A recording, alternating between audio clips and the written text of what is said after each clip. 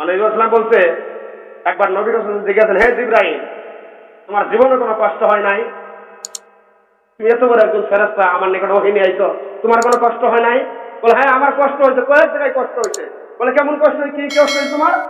বলে একবার হযরত ইব্রাহিম আলাইহিস সালাম যখন ইসমাইলকে জব দিবেন, জব দেওয়ার এক মুহূর্তে আমাকে জিজ্ঞাসলেন, হে ইসমাইল, তুমি জিবরাইল তুমি কোথায় আছো?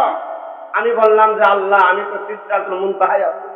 কই তুমি এক্ষুনি যাও, জান্নাতে একটা দুম্বা আছে, যেই দুম্বাটা হাবিল জব করছিল, ওই দুম্বাটাকে হাবিল কুরবানি দিছিল, ওই কুরবানিটা আমি আল্লাহ তাআলা কবুল করছিলাম, ওই দুম্বাটাকে আমি জান্নাতে রেখেছিলাম।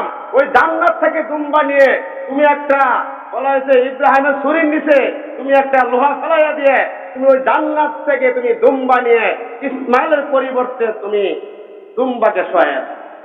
কিতাব আছে ইব্রাহিম আলাইহিস সালাম বলছিলেন আল্লাহু আকবার, আক বলছেন, বার বলবেন, আক বলছেন, বার বলবেন। এই যে আক দিবসে বলতেছেন আয় আল্লাহ, উনি এই সময় আমি কই সাত আসমানের উপরে আছি, সিদরাতুল মুনতাহা, ওই কই সাত আসমানের মিনাতে আছে ইব্রাহিম আর ইসমাইল, আপনি কি কইতেছেন? আমার জান্নাতে দুম্বা নিয়ে আসতে হবে।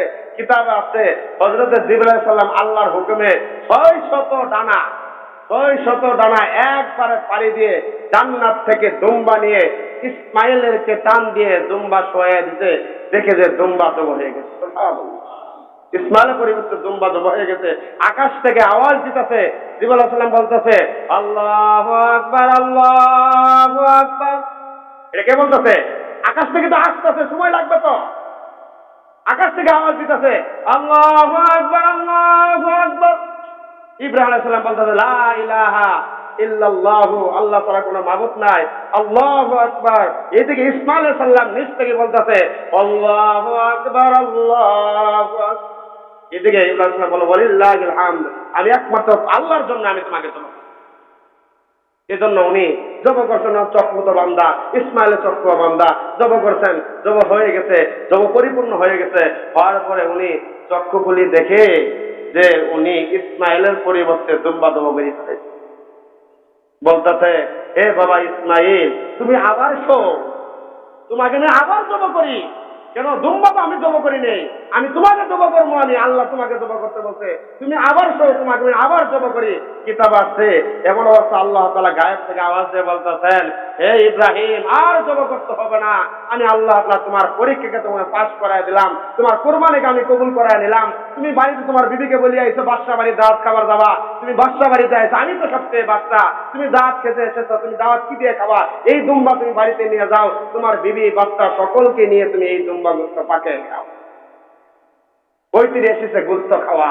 নতের আগে যে কোরবানি নিয়ম ছিল, আগে যে কোরবানি সিলসিলা ছিল, হাবিল কাবিলের মতো দুই ভাই গরু রাখছে, দুম্বা রাখছে, যারটা কবুল হয়েছে একটা আকাশে উঠে গেছে, যারটা কবুল হয় নাই ওটা জমিনে রয়ে গেছে।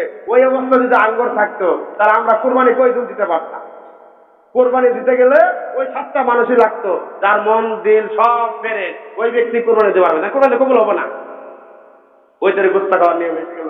এই জন্য কোরবানি পন্থারা আল্লাহ তাআলা কোরআনে বলছেন ইয়া আইয়ুহাল্লাযীনা আমানু বিসমিল্লাহি কাফা, হে ঈমানদাররা, তোমরা ইসলামের ভিতরে পরিপূর্ণভাবে তোমরা দাখিল করো।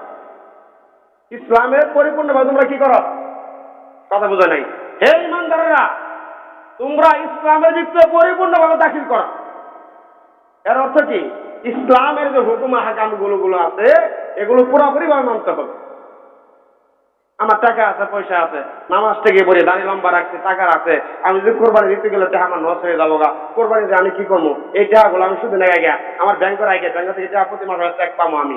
কিন্তু যতই রাখেন এই টাকাগুলো যদি বরকত পাবেন না, একদিন তো মারা যাবেনি, চেহাই দেখবেন আপনার কালো হয়ে দাঁড়াবে বিপদের সময়, আর আপনার নাই, কিছুই নাই।